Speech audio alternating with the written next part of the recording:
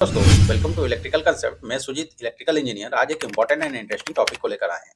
दोस्तों, अगर transmission line का वायर अगर कट के गिर जाता है तो क्या क्या होगा। दोस्तों, इसी टॉपिक पे आज हम लोग बात करेंगे कि क्या क्या कंडीशन हो सकता है अगर ट्रांसमिशन लाइन कट के गिर जाता है तो क्या होगा, और क्या हमारा सेफ्टी डिवाइस है जो हमारा इलेक्ट्रिकल सिस्टम में जो अगर कट के गिरता है तो क्या क्या हो सकता है। तो सारे चीज पे बात करेंगे। एक एक करके हम लोग बात करते हैं कि ट्रांसमिशन वायर अगर कटता है तो वैसे पहले तो मैं ये बता देना चाहता हूँ कि ट्रांसमिशन लाइन का जो कंडक्टर होता है वो काफी मजबूत होता है।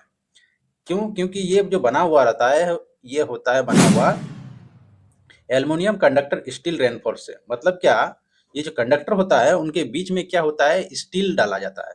अब स्टील डालने से क्या होता है, इसमें एक एक्स्ट्रा मजबूती मिल जाता है इस कंडक्टर को।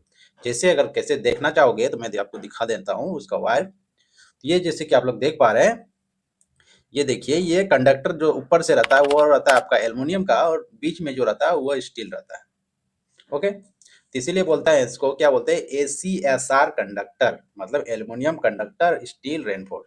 तो ये जो वायर होता है ये काफी कम संभावना होता है कि टूट के गिर जाए।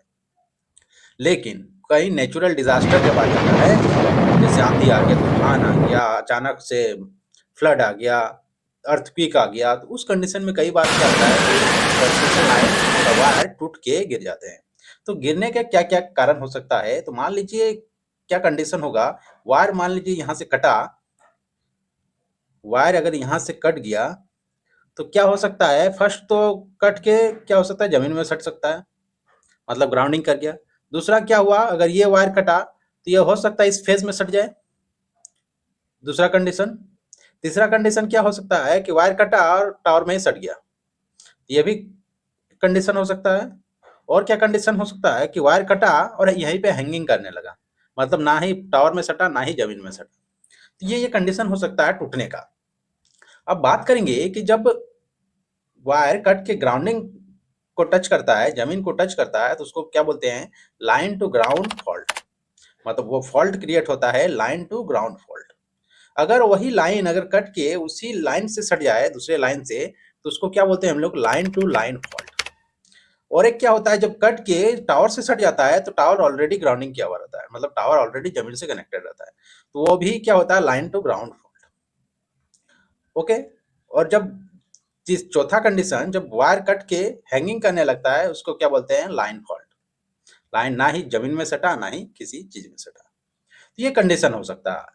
अब बात करेंगे कि जब ट्रांसमिशन वायर जब कट के गिरता है तो आपको क्या क्या सावधानी बरतना चाहिए, और हमारा क्या इलेक्ट्रिकल सिस्टम ऑपरेट हो रहा है कि नहीं, इस सेक्शन को ट्रिप कर पा रहा है कि नहीं, किन से ट्रिप होता है। तो सबसे पहले मैं एक 3 नियम बता देना चाहता हूँ, या 3 पॉइंट को बता देना चाहता हूँ कि करंट का फ्लो होना किन किन चीज पे डिपेंड करेगा। तो करंट आपका किन चीज पे फ्लो होगा, करंट तभी फ्लो होगा जब उसका सर्किट कंप्लीट होगा। मतलब अगर करंट कहीं से आ रहा तो उसको जाने का भी रास्ता मिलेगा, तभी दोस्तों उसको बोल सकते हैं करंट वहां फ्लो करेगा। चौथा क्या, दूसरा पॉइंट क्या, कि करंट हमेशा वहीं फ्लो करेगा जहां पोटेंशियल डिफरेंस हो। मान लीजिए एक 12 वोल्ट है और दूसरा भी अगर 12 वोल्ट है, तो दोस्तों यहाँ करंट नहीं फ्लो करेगा। और वही अगर 6 वोल्ट है ये और एक 12 वोल्ट है, तो इधर से इधर करंट फ्लो करेगा। मतलब क्या, पोटेंशियल डिफरेंस होगा तब भी करंट फ्लो होगा। ओके।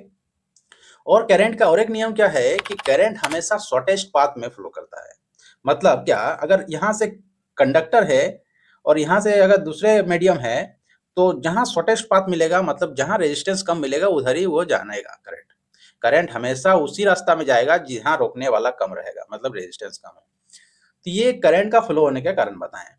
अब क्या होता है कि जब ट्रांसमिशन लाइन कट के गिरेगा कहीं पे, तो क्या होगा, मान लीजिए ट्रांसमिशन लाइन कटा और दूसरे फेज पे सट गया, तो ये हो सकता है। तो इस कंडीशन में तो क्या होगा कि आपको उतना डेंजर स्थिति में नहीं होगे, क्योंकि कई बार देखे होंगे कि ट्रांसमिशन जो टावर होते हैं कई गांव से होके गुजरा है, कई नदी से होके गुजरा है, तो कई जगह से होके ट्रांसमिशन लाइन गुजरते हैं। तो जब लाइन टू लाइन फॉल्ट होते हैं, मतलब एक लाइन दूसरे लाइन से सट गए कट के, तो उस कंडीशन में क्या होता है कि दो फेज के डिफरेंस में कारण उसमें भी करंट फ्लो हो जाता है, हाई करंट। और हाई करंट फ्लो होने के कारण जो हमारा प्रोटेक्टिव सिस्टम है, वो प्रोटेक्टिव सिस्टम क्या होता है, जैसे रिले हो गया, सर्किट ब्रेकर हो गया, तो क्या होता है रिले जब एबनॉर्मल कंडीशन को वो सेंस करेगा, मतलब जो प्री क्या हुआ रहता है, प्री डिटरमाइंड जो वैल्यू होता है करंट का, वोल्टेज का, वो अगर उससे एक्सीड करे तो वो रिले क्या मानेगा उसको कि ये एबनॉर्मल कंडीशन है, हमारा लाइन में कहीं ना कहीं कुछ गड़बड़ है। तो उस कंडीशन में क्या होता है कि रिले अपना ऑपरेट हो जाता है और रिले अपना कमांड दे देता है सर्किट ब्रेकर को, और सर्किट ब्रेकर उस सेक्शन को ट्रिप कर देता है, जिससे हमारा बाकी इक्विपमेंट को प्रोटेक्ट कर लिया जाता है। ओके, दूसरा कंडीशन क्या होगा, अगर आपका वायर कटा, मान लीजिए ये वायर कटा और ये कट के क्या हो गया, आपका जमीन में सट गया।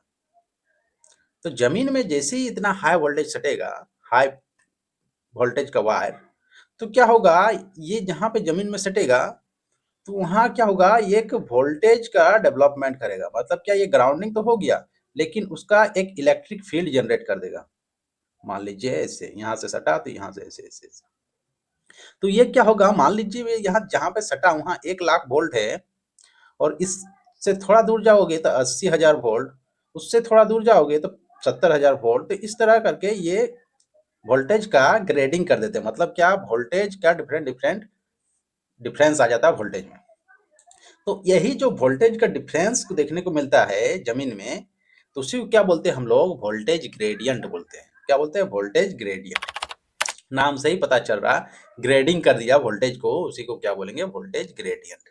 ओके, अब बात रहा कि अगर ट्रांसमिशन का वायर कट के गिरा हुआ है और आप अगर गांव में हैं या गांव एरिया से होकर ट्रांसमिशन लाइन गया है और दोस्तों कट के गिरा है, तो आप अगर इस वायर को देखते हैं तो ऐसा ना करें कि आप सामने जाकर देख देख लें कि क्या वायर कहाँ पे गिरा है। तो इससे क्या हो सकता है कि वोल्टेज का जो ग्रेडियंट होता है, आप वायर को टच किए बिना ही दोस्तों आपको मौत भी हो सकता है, आपको शॉक भी लग सकता है, आपका जान भी जा सकता है। तो ऐसा कैसे होता है कि ये ना सोचे कि मैंने तो टच ही नहीं करूंगा, जाके देखता हूँ कि वायर कहाँ कट के गिरा है। दोस्तों, टच किए बिना ही आपकी मौत हो सकती है।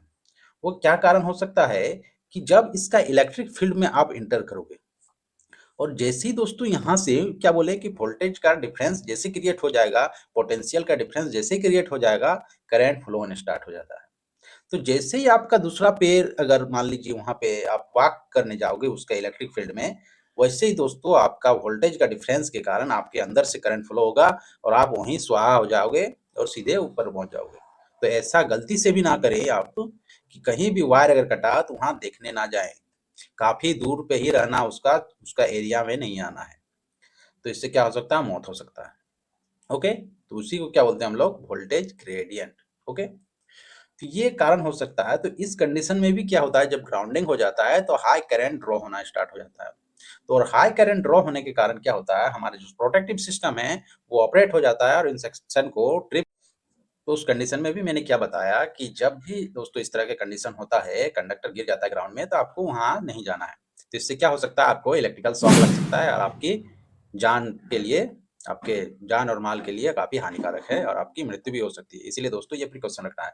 कभी भी आप टावर जहां रहता है दोस्तों, ट्रांसमिशन टावर जो बड़े बड़े होते हैं, उनके बगल में दोस्तों उस टावर को कभी टच करने की कोशिश मत करें, क्योंकि कई बार होता है लीकेज करंट जो होता है उस टावर के थ्रू ग्राउंडिंग करते हैं। तो कई बार अगर आप टच करोगे तो उससे हो सकता है दोस्तों आपको करंट लग सकता है और आपका मौत भी हो सकता है। तो ये प्रिकॉशन लेना है, कभी उस टावर को टच नहीं करना है, क्योंकि उसमें हाई पावर दोस्तों वहाँ पे ट्रांसमिट किया जा रहा है। उस कंडीशन में लीकेज करंट हल्का भी दोस्तों आपके बॉडी के थ्रू अगर ग्राउंडिंग कर गया तो दोस्तों आपको काफी दिक्कत हो जाने वाले, आपकी मौत भी हो सकती है। तो ये प्रिकॉशन लेना है कि हमने क्या क्या बताया कि लाइन टू ग्राउंड जब फॉल्ट होता है तो हमको क्या क्या प्रिकॉशन लेना है। कई बार क्या होता है, कुछ इंसुलेटर हल्का पुल्का ब्रेक हो जाता है, उसके कारण भी लीकेज करंट उस स्ट्रक्चर में आने लगता है जो टावर होता है, तो उससे भी दोस्तों करंट लगता है। तो इसीलिए उसको भी टच कभी नहीं करना है। तो ये दोस्तों हमारा रहा कि लाइन अगर कट के गिर जाता है तो हमको क्या करना चाहिए और क्या होता है दोस्तों।